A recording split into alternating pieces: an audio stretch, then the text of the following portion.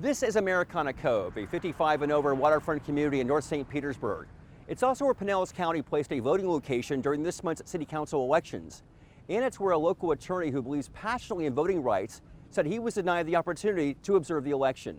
And the key is, in a gated community, the gates should be open on election day. Ryan Barrick is a Clearwater-based civil rights attorney who has been monitoring elections and the voting process for more than a decade. On election day, it's important that the public be provided access to the polling places.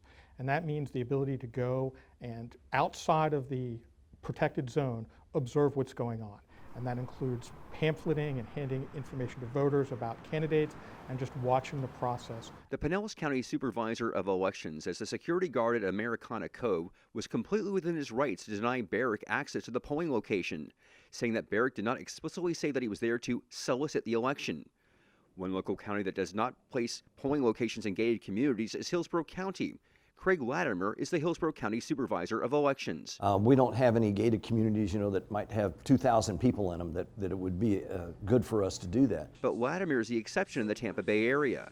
Supervisors of elections in Manatee, Polk, Pasco, and Pinellas all place some voting locations in gated communities. In a statement, Pinellas County Supervisor of Elections spokesman Dustin Chase says, quote, "The Pinellas County Supervisor of Elections selects polling locations based on the needs of our voters and the availability of nearby space.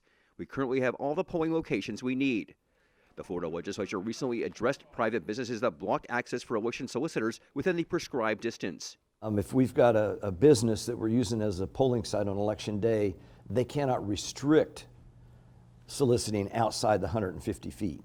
And Latimer tells us he sees no need for Hillsborough County to place voting locations in gated communities going forward.